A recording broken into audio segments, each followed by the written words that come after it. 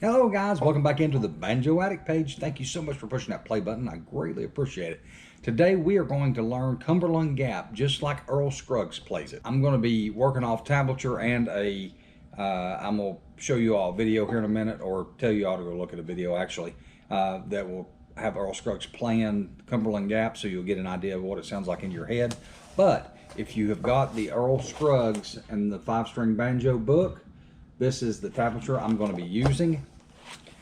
Just so you know, I will put the tablature at the bottom of the screen here in just a minute when we start learning, so you can follow along that way. If not, if you have this book, you can follow along in the book. If you don't have the book, get the book. So before we get started, I'm not going to get into a whole lot of music theory here, but a lot of stuff in this book is wrote in 2/4 timing, and I'm going to be more or less speaking in 4/4 timing for everything that I'm teaching you. It's pretty much the same thing. 2/2 timing, 4/4 timing is pretty much the same thing. It's just that 2/4 timing is what they call cut timing or half timing or whatever you want to say.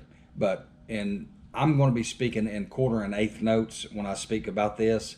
And I know in this it's supposed to be 1/8 and 1/16 on 2/4, but it's the exact same thing regardless of how you look at it. You're just doing 4 beats and then you're halving beats at times. So anyways, when I speak about all this stuff in this video, it's going to be in 1/4 notes and 1/8 notes. Now, with that being said, in the description of this video, I'm going to have a link to another video.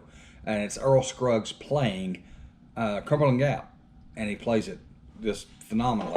But anyways, you can go click on that link and listen to that video. Listen to him play through a couple times. Kind of get the tune in your head of how it's supposed to be. Once you listen to it regularly, then go to the settings of the video down at the bottom. You can click on the little gear icon and it comes up, and you can change the speed of the video. Change it to like 0.5 or something. Slow it down and listen to it like at 0.5 or even 0.25, to be honest with you. So you can kind of get an idea of what we're going to be shooting for today as far as timing on the video, and it'll kind of give you a better idea of what you're going to be looking for as far as learning this song. I'll be referencing it some, but there's some things that are different on that recording if you listen to it than what the tablature shows as far as I'm concerned. So there's 1 or 2 points that I'm going to be showing you guys to listen to that video and listen how Earl plays the song versus how the tablature is written, and it's going to be a little different. So keep that video handy during this. I won't use it a whole lot, but it's really good to listen to what you're trying to learn on the banjo, so you'll know what it sounds like, what it's supposed to sound like with somebody that plays it. Anyway, so let's get into the first part of this video, guys, or the first part of this song. It's Cumberland Gap. All right, so here we go. The first thing you're going to see here is a pinch. It's a middle finger and a thumb pinch on the 1st and the 5th string. So all you're going to do is, now the first part of this, the first measure of this music, guys, is there's a lot to break down here, and there's a lot I'm going to be breaking down at the very beginning of this song, so you all understand later on in Cumberland Gap what I'm talking about. So there'll be a lot of me trying to explain stuff here at the very first, and then that'll make more sense towards the end of this video. And I'm gonna try to, in this video, I'm gonna try to get us down to close to the bottom, the next line from the bottom, right before it goes up the neck there to the 8/9. The 8/9 roll. We'll do that in another video if y'all like it. So like I said, if y'all like this, I will do videos on the rest of this all the way to the fiddle break. I'll do the video on after the fiddle break, so we can learn Cumberland Gap all the way through this thing. But there again, if I don't do a good job and nobody likes it, then I don't need to do the video. So we're going to go on this first measure right here. A lot of banjo songs. I'm gonna say a lot of them. It's a measure of 1, 2, 3, 4. 1, 2, 3, 4. Okay, so that's the in your head. 1, 2, 3, 4. 1, 2, 3, 4. 1/4 notes is what that is. So 1/8 notes is 1 and 2 and 3 and 4, and the and is the 1/8 notes. So 1, 2, 3, 4 1/4 notes. 1 and 2 and 3 and 4 and 1/8 notes. Okay, so with this first one here, you've got half of it is 1/8 notes and half of it is 1/4 notes. And so you want to count it that way. We'll start off, and the first thing you got to do is just kind of get the roll on your head. It's a kind of a half forward roll with a pinch on the end. So we're going to hammer on the 4th string on the 2nd fret, Okay, easy enough. And then just a simple half forward roll. So it's 4, 2, 1, 5. 4, 2, 1, 5. That's the strings. The way you would count that is 1 and 2 and 3. 1 and 2 and 3. 4. The pinch on the end is 4. The 3 and the 4 ain't got an eighth note, so it's just 3, 4. So 1, 3, 4. 1 and 2 and 3, 4. So that gets your rhythm going. If you hear Earl play it, that's how you know it ain't. Now what it isn't is, that's not it. You don't do that. You have to space it out. Remember, you're counting. So if I can do this, 1 and 2 and 3, 4. So if you can count like that and roll through it like that, then that's the way you want to do it. 1 and 2 and 3, 4. 1 and 2 and 3, 4. 1 and 2 and 3, 4. Or you could go 1, 2, 3, 4. 1, 2, 3, 4. 1, 2, 3, 4. Either way, it's easier for me to say the ands where the ands go. And a lot of this tablatry, you'll look and see where they got double lines at, or eighth notes. Where they got single lines is quarter notes. And then down at the bottom, we'll get into a brush, which got 3 lines, but that's a whole different story. We'll get there in a minute. But just to remember, double lines is an eighth note, single lines is a quarter note. And that's just telling you that you're going double time during the eighth notes. Okay, so simple. Now the next part is the same way, guys. You got eighth notes all the way up to 3, 4. So it's a slide from 2 to 4. Pick the second, first, fifth, and then you come up here and catch your first string at 2nd fret, middle finger, and then a pinch. And you'll leave that finger there. So 1, 2, 3, 4. I just screwed it up. 1, 2, 3, 4. 1 and 2 and 3, 4. And it helps if you count it out like that, and that'll keep your rhythm going right on this. Now, what this isn't on the slide, and this is something else too you got to watch, especially if you're learning new songs or you're new to the banjo, is don't get too fast with everything. It ain't, you know, it's not, don't get in a big hurry and try to get through it. You got to get the slide done because you got time. 1, 2, 3, 4, and go as slow as you need to go. If you need to pause this video, put a bookmark right here, practice this part, get it down pat. I don't care how slow you do it, but get it right, okay? You can't get fast until you get right. So get it right. And don't do a partial slide, I guess you could say, okay? You don't do one of these. Okay?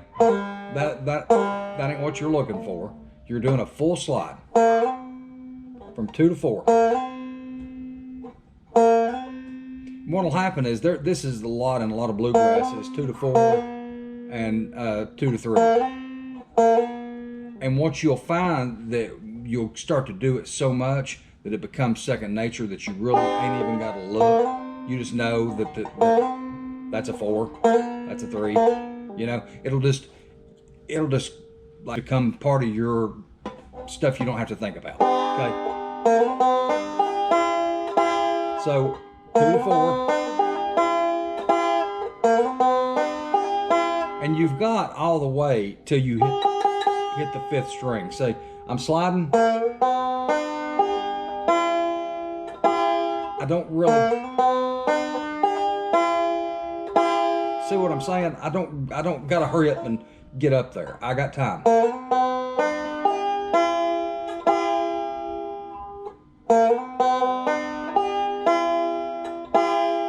So don't get in a hurry with it and just...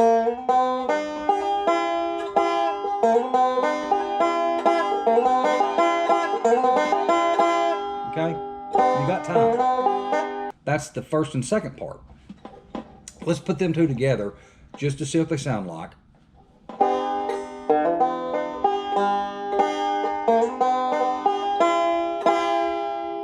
Not bad, not bad at all.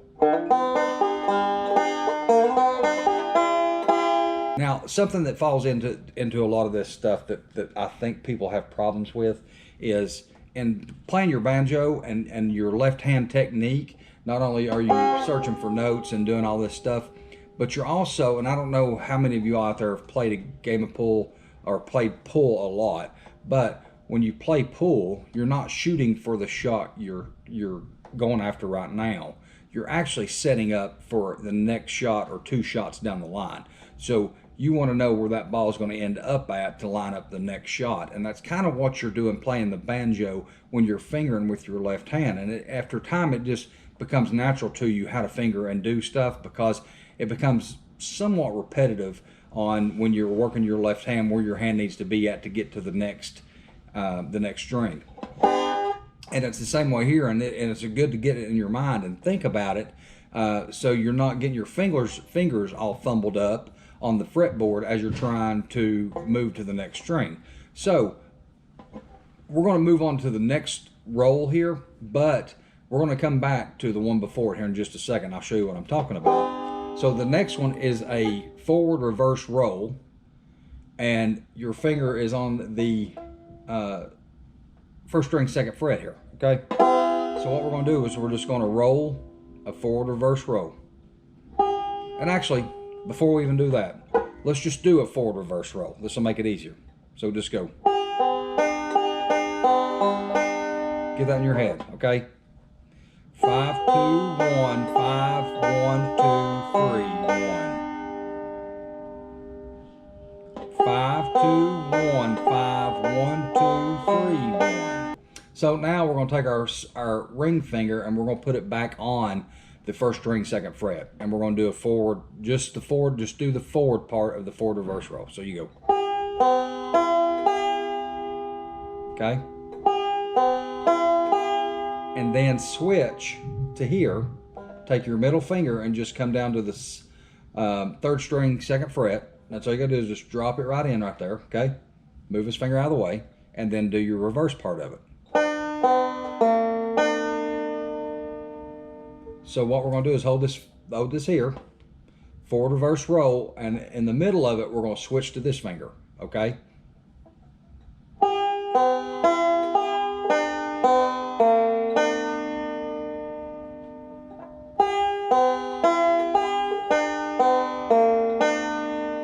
That's all we're doing.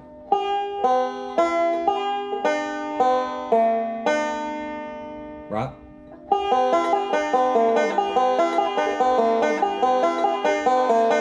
Now, what you want to do here is not get in a hurry again. Everything we're going to do, we're not in a hurry to get this finger off this string, okay?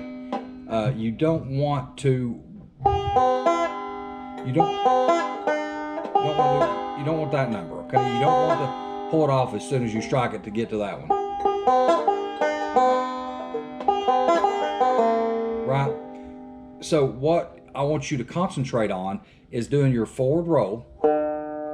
If I can do it. Do that first part of the forward row. Okay? Now, once you hit your fifth string, almost use that as a signal. Oh, okay, now I need to put my other finger down. Because you want that note to ring out as long as you can possibly have it ring out before it interferes with the next note. Okay? And you've got time because your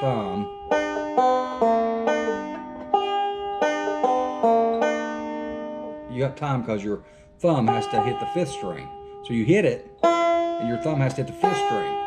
So when your thumb hits that fifth string, pull off. Right, so here we go. And practice that. Again, practice it a lot so you don't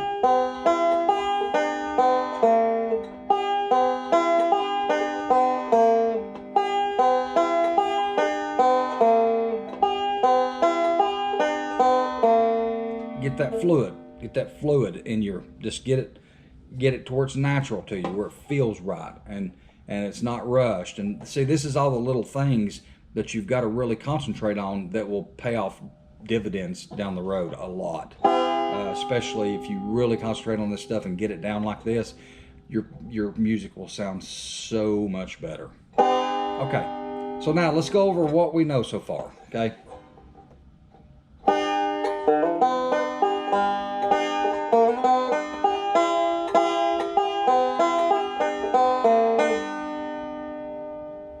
Not bad so far, right? All right, guys, now I'm gonna talk to you about the fingering. Like we're doing the slide from 2 to 4, right? And we're going back to the measure before this one, the one we just talked about.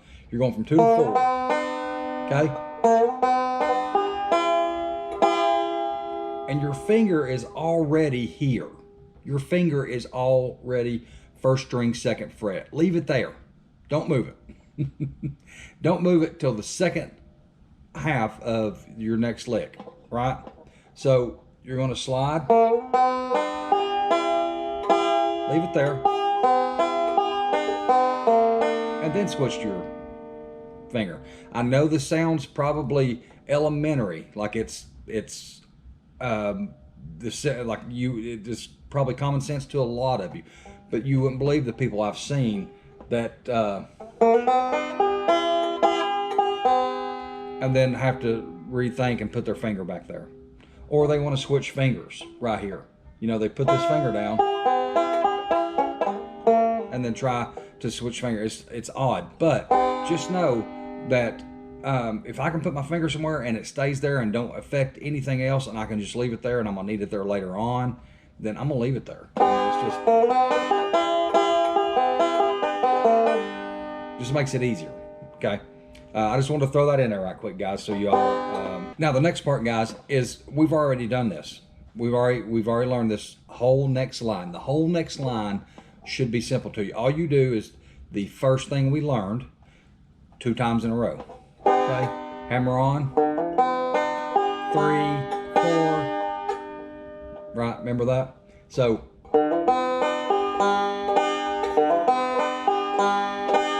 Two times in a row. They ain't nothing. I mean, you've already learned it up top. Just put it together 2 times in a row, and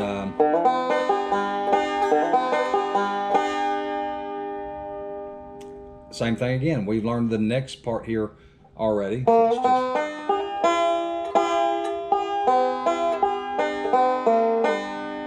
already learned that part.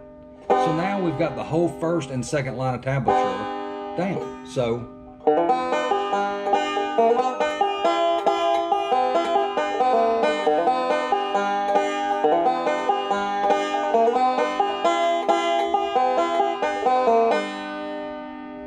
All right, and that's where you're at. Now the next line has a couple of nuances in it that it ain't no hill for a climber. Let's just say that. Okay, so on the next line, it's the same as we done before. We're just going to do half of the this right here. We're just going to do half of it. That's all we're going to do. Hammer on 2, 1, 5. Hammer on 2, 5. Hammer on 2, 1, 5. Hammer on 2, 1, 5. And do that. And get it in your psyche.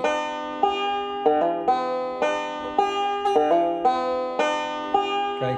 Hammer on 2, 1, 5. And it's in the 8th notes, so you know 1 and 2 and 1 and 2 and 1 and 2 and 1 and 2 and then we're going to do the other half of the reverse roll.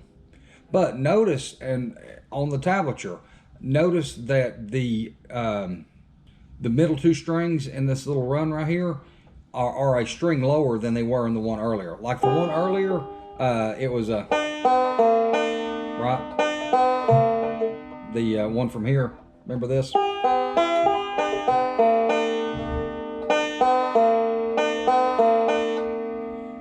It's that same one, except the middle two notes in it are a string up. So instead of 2 and 3, we're going 3 and 4. Okay, so it's you're going to hammer on, and you can just leave that finger there, okay? Because you're going to go through the third and fourth instead of the second and third. So hammer on, do your forward roll, and then your reverse roll, and just come down to the third and fourth string. Okay?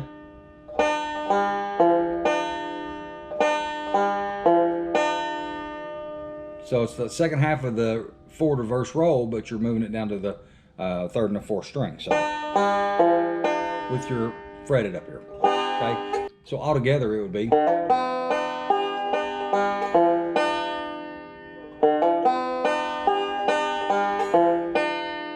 It's really important that you practice this part right here, because the reverse part of that roll is a string lower than it is earlier in the song, and what's going to happen is you're going to practice the first part of this song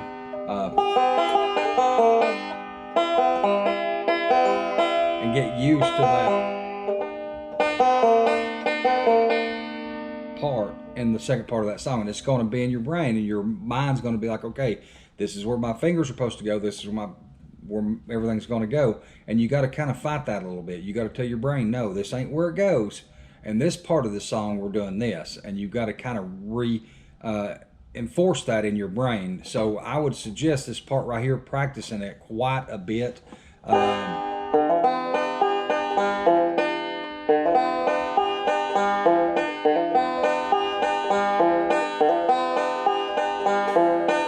Really get it in your, really get it in your hand, and take it slowly when we do the whole song. Take it slowly when you get to this part, and make sure that if you do it wrong, just scrap it and start a measure or two before this, and then come back through it again until you can get it to where you play this like that, if that makes sense. Okay? Okay, now after we've done this, we'll do it one more time. And then you just go right back into the normal. Okay. All right, now we're to the brush part. So let's go through what we know so far, and then we'll tackle the brush, right? So let's just go through the song from the first down to here and see where we're at, and then we'll do the brush, and that'll be it. Okay.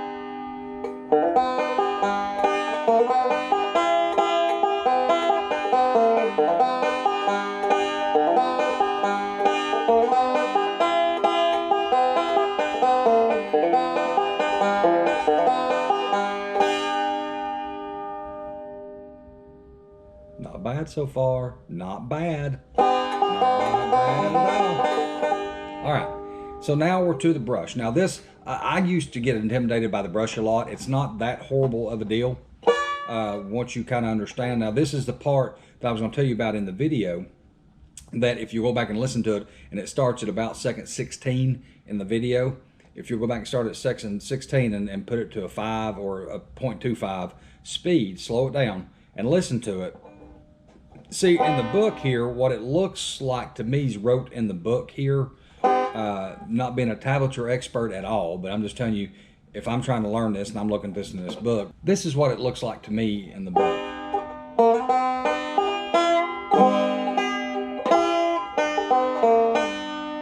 Okay, and that's way, if you listen to Earl play it, that's way too many notes in there. Now, I don't know if that's the way they meant it when they wrote this. Just me looking at it, that's what it says to me to do. But if you listen to actually Earl play that part in Cumberland Gap, that's not what he sounds like at all. So here's what I think Earl does.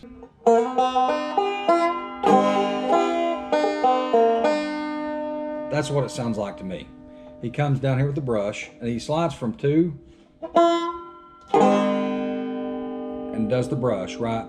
But then it's straight back to here with a pinch, and then that roll. So let's go through it here and figure this thing out. And it's the same thing on this, and like with the brush right here, and it's the same concept of beats. Boom, 2, 3, 4. And I normally do this with a metronome, and I haven't had it out, but I normally do this with the metronome. Let's get this thing cranked up here. Oh, way too fast. Let's get this thing about 100 beats a minute. 1, 2, 3, 4. 1, 2, 3, 4.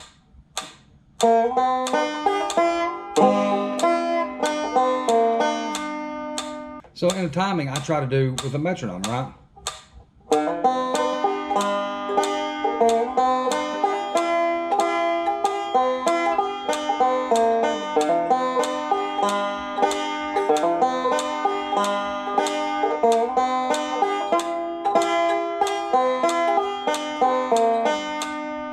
Okay, and the metronome will help you out tremendously when trying to learn these songs like that. Now, I ain't going to do that during the whole video. I just want to kind of just show you all that, because a metronome is very, very important on your counts and rhythm and beat and all that good stuff.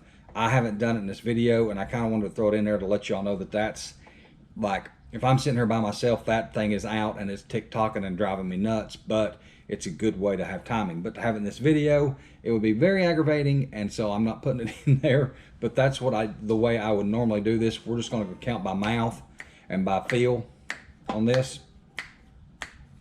So the first part of this next little bit is a slide to here, okay? So we're going to get there. Same as before. So you're just going to roll it and get to that string. Okay, and I suggest just kind of getting used.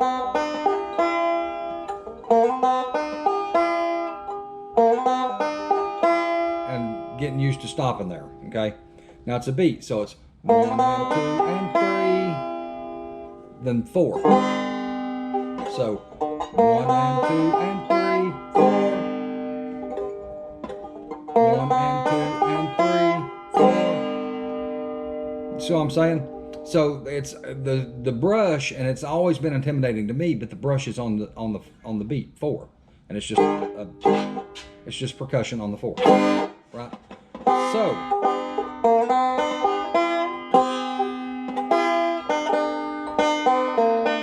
I missed that string. And then after your brush, you're going to slide back up to your second string here with your ring finger and pinch. Now this is where it's kind of tricky at. This is where I had a little problem doing this until I kind of got it going on. So what we're doing here, guys, is counting this as one beat. Okay, a quarter beat, quarter beat, quarter beat, then eighth or notes. Quarter note, quarter note, quarter note. And it might be easier for you to internalize it that way if you do that, instead of trying to get the brush in and getting into everything. If you just run it as a and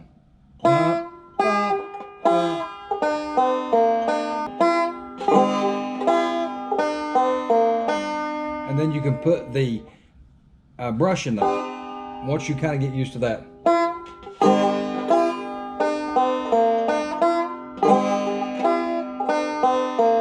And then again, we end this with our normal, the same deal we've been doing.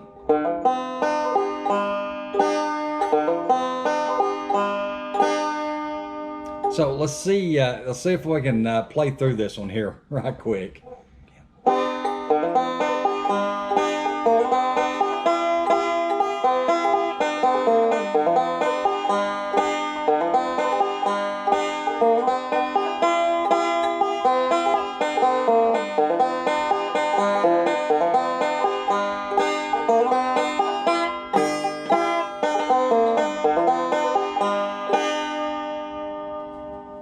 Alright guys, that's the whole thing. Even though I didn't get the brush in there very well, it's close enough.